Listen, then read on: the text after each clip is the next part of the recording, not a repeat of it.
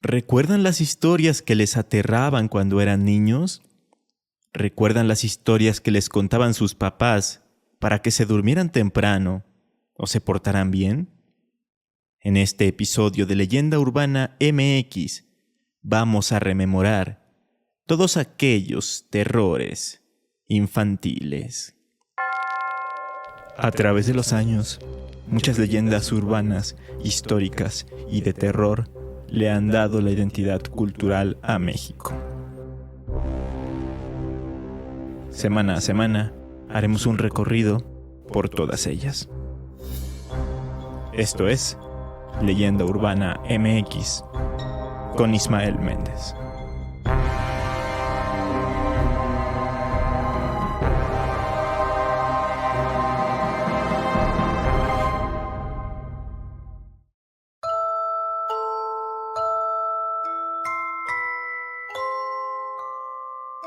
En muchos países del mundo es común encontrar historias que se les cuentan a los niños con la intención de darles una lección, de advertirles sobre ciertos peligros o simplemente para que se porten bien. Sobre esto quería hablar desde hace ya algunos meses en el marco del Día del Niño. Sin embargo, como recordarán, estuve afónico por aquellas fechas y no logré grabar ese episodio. Y la verdad es que ya no me quise esperar hasta el próximo año para contarles estas historias.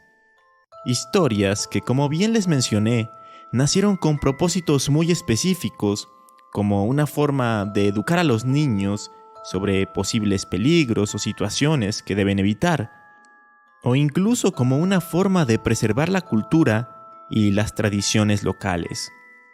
Sin lugar a dudas, el más famoso de estos relatos es el del Coco. Es tan popular a nivel mundial que incluso ha aparecido como un gag en episodios de Los Simpson. Pero a pesar de ser tan conocido, creo que a muchos no nos queda claro quién o qué es el Coco y cómo luce. Así que empecemos hablando de él.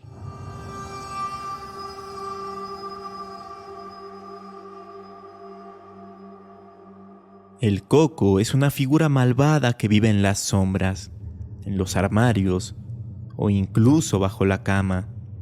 Espera a los niños traviesos o desobedientes para llevárselos. Es común que muchos padres les digan a sus hijos que si no obedecen, el Coco se los va a llevar o el Coco se los va a comer. Pero estoy seguro de que nadie tiene en su cabeza la imagen del Coco. Es un ser misterioso y etéreo, además de que suele variar de cultura en cultura. Pero antes de entrar de lleno con sus diferentes aspectos, vamos a ver de dónde viene este personaje.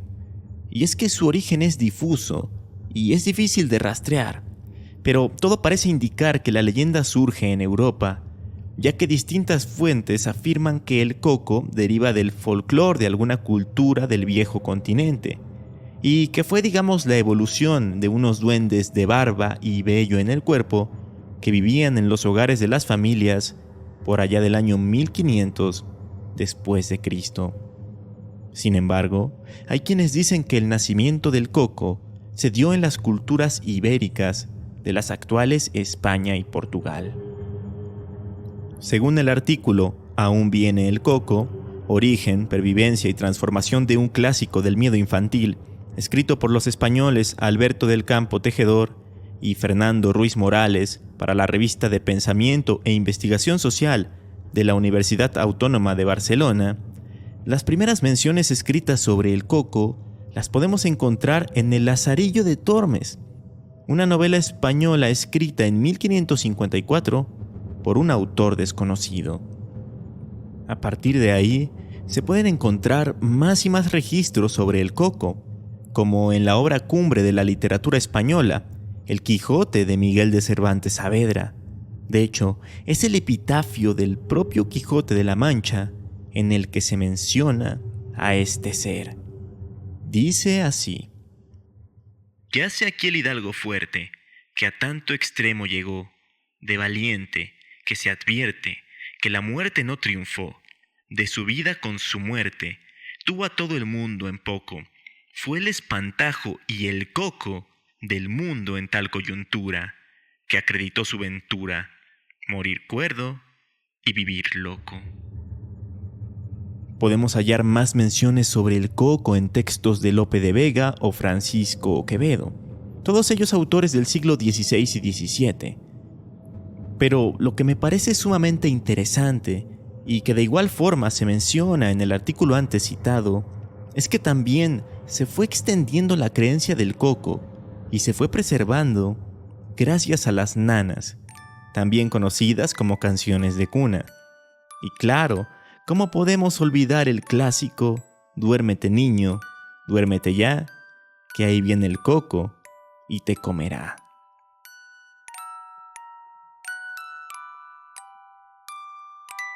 Total, que tomando en cuenta esta versión de que el coco surgió en la península ibérica, es fácil saber el por qué se habla de él y se conoce en toda Latinoamérica, pues con la conquista muchas de las leyendas fueron traídas y adoptadas por acá, aunque básicamente ya es un monstruo global y es conocido en muchos otros países.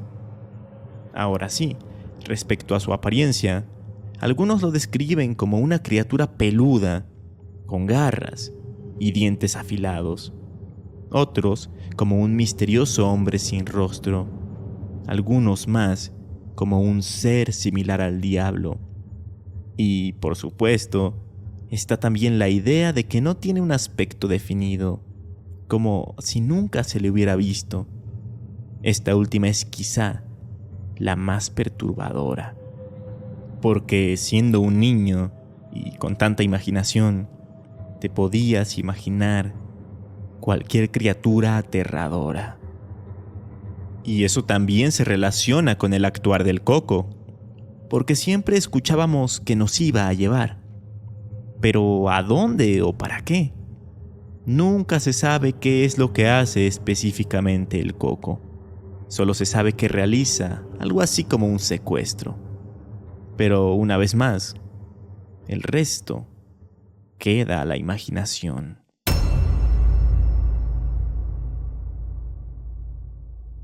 Por cierto, si se están preguntando el por qué este ser tiene un nombre tan curioso, también hay distintas versiones, como aquella que lo relaciona con la palabra griega kakos, que significa deforme, o con el latín cuculus, que se traduce como capucha, y hasta con manducus, nombre que daban los romanos a un personaje teatral que aparecía con una máscara de boca terrible y puntiagudos dientes. Pero la teoría más aceptada de todas dicta que el coco se llama coco por la fruta, tal cual, debido a una semejanza metafórica. Los 3 agujeros de la cáscara del coco recordarían a los ojos y la boca de una monstruosa cabeza oscura y con algunos pelos. A veces, no hay que quebrarse tanto el coco con explicaciones tan rebuscadas. Actualmente me imagino que el coco ya no provoca tanto miedo como hace décadas o siglos, pero sigue siendo parte de la cultura popular y en algunos casos sí que saca uno que otro susto. Recuerdo mucho que a varios niños les aterró un comercial de Cartoon Network que salió por allá del año 2008, en el que representaban al coco, sí como un monstruo grande y peludo. ¿Ustedes lo recuerdan?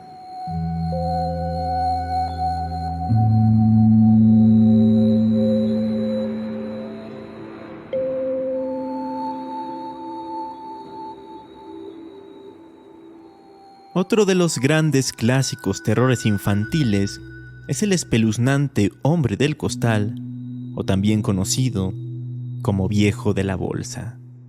Un individuo perverso que lleva un costal muy pero que muy grande en su espalda.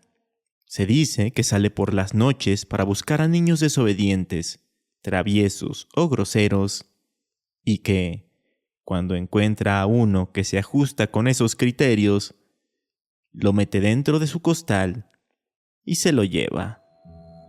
A diferencia del coco, que generalmente se oculta en lugares oscuros dentro de las casas, el hombre del costal puede aparecer en diferentes sitios públicos, como calles solitarias, plazas o caminos rurales, buscando sin descanso a este tipo de niños.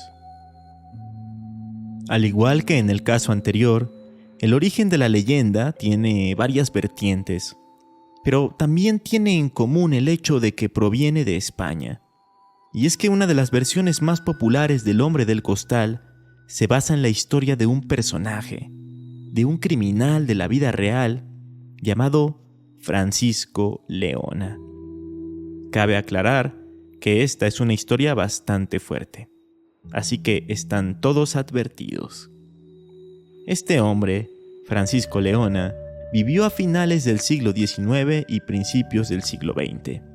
Él era un curandero y barbero, quien en 1910, y a la edad de 75 años, cometió el atroz crimen de Gádor, en la zona de Andalucía.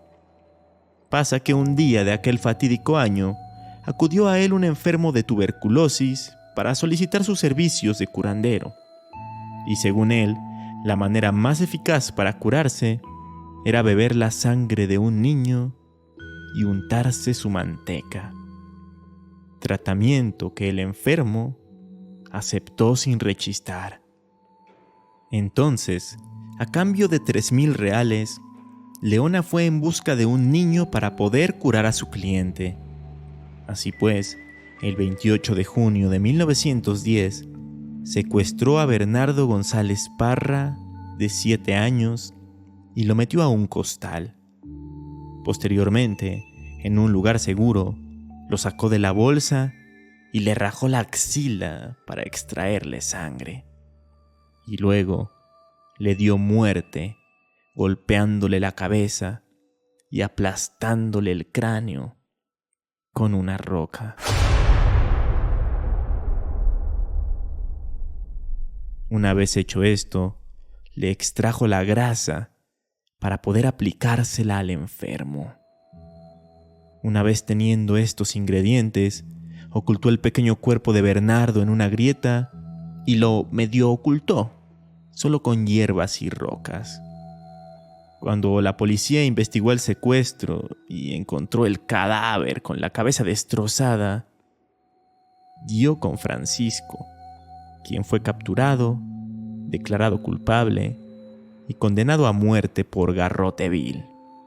Sin embargo, murió en la cárcel antes de recibir aquel castigo. A raíz de esto, se empezó a correr el rumor en todo el país de la existencia de un terrible hombre viejo con una bolsa que se dedicaba a robar niños para extraerles la manteca del cuerpo. De hecho, ahí en España hay una leyenda derivada de esta historia, conocida precisamente como el sacamantecas. Aquí en México y en otros países de América Latina, el hombre del costal se tropicalizó y más bien es conocido como el ropavejero, pues la figura de un hombre con costal recorriendo las calles se asoció a aquellas personas de bajos recursos o indigentes de descuidado aspecto que van con sus costales recogiendo objetos viejos y materiales reciclables para venderlos y así ganarse unas monedas, o que van comprando y vendiendo ropa usada para sobrevivir. De ahí su nombre. Ahora bien, de acuerdo con el artículo Robachicos, de mito familiar a una realidad terrorífica, de Karina Canseco y Miriam Núñez, aquí en nuestro país, este hombre del costal o ropavejero se utilizaba para que los niños no se separaran de sus padres en espacios públicos, pues en caso de hacerlo, los podía secuestrar este enigmático hombre. Infundiendo este miedo, se aseguraban de que los pequeños no quisieran soltarse de sus manos y perderse, o incluso de verdad ser robados por aquellos criminales que se dedican principalmente al comercio y abuso sexual. Lo malo de esto es que se empezó a crear un estereotipo y se empezó a juzgar a todos los ropavejeros, tachándolos de peligrosos o delincuentes. Pero no cabe duda de que para muchos niños, en verdad, el ropavejero era un terror latente. Pero yo creo que sí, como una figura paranormal, más que otra cosa.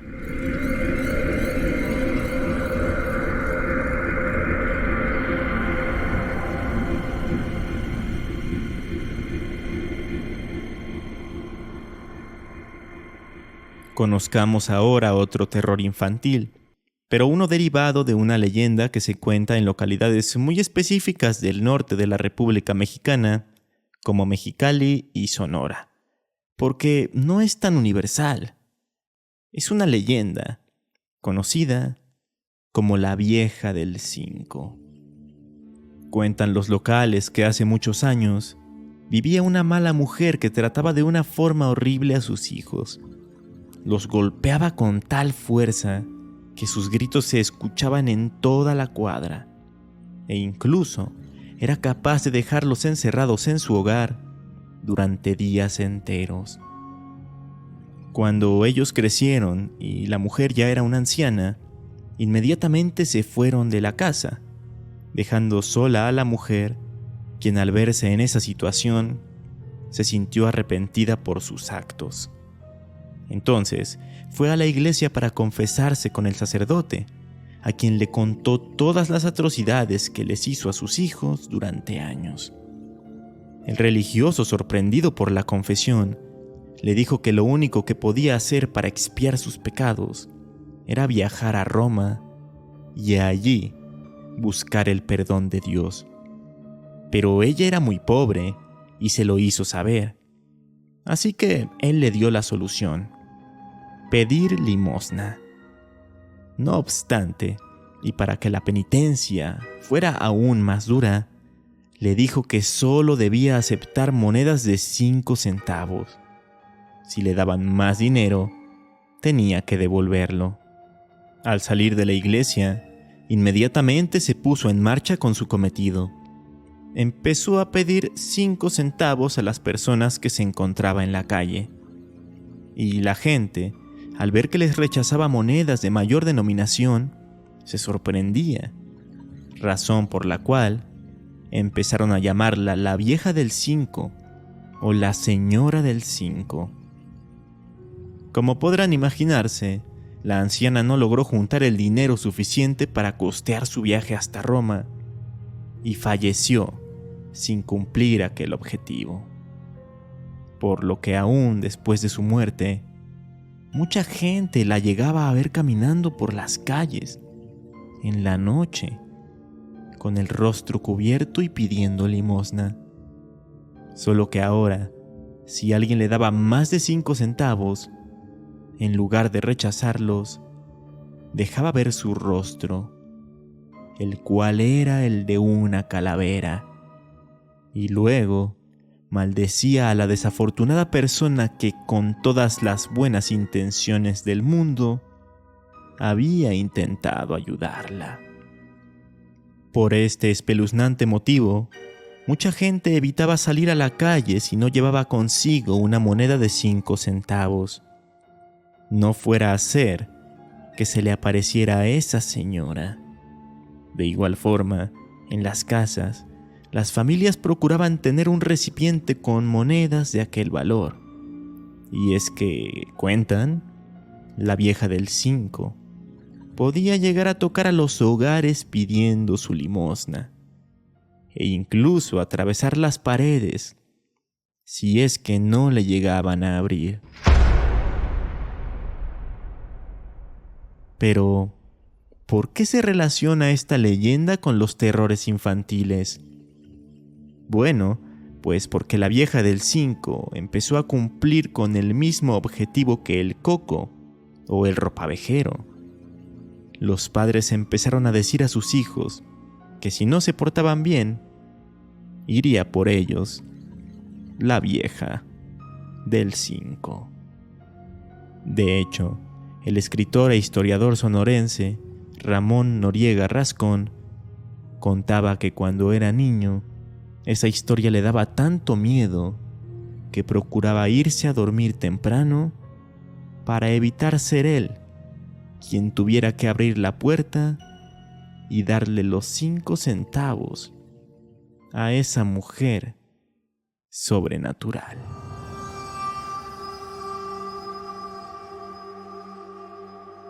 Antes de terminar, les pregunté a ustedes en el grupo de Facebook Leyenda Urbana MX-podcast sobre qué historias les contaban para espantarlos cuando eran niños, y leí algunas muy interesantes, como la de Eleisa Hernández, quien comenta que ella vive en Oaxaca y que en temporadas de lluvias se iba mucho la luz por las noches, y su papá, para hacer que se fuera a dormir rápido, le contaba la historia de Andes el Verde, un ente que se aparecía por las playas en una comunidad que se llama Santa Elena y que le cortaba la cabeza a las mujeres de cabello largo y a los niños que se salían sin permiso. Por otro lado, Cris Capetillo dice que a su mamá, cuando era chica, la asustaban con la historia del linternero, un espectro que vagaba por los cerros y que se veía como en forma de una luz, razón por la que le decían así. Entonces, a su mamá le decían que si se portaba mal, ese misterioso linternero iba a bajar del cerro para llevársela. ¿Qué otras historias como estas conocen ustedes? Háganmelas llegar a través de redes sociales. Me encuentran como Leyenda Urbana MX en Facebook e Instagram o como @leyendaumx en Twitter. Por lo pronto, yo me despido esperando que les haya gustado mucho este episodio. Nos escuchamos en unos días más, con otras historias y leyendas. Hasta entonces.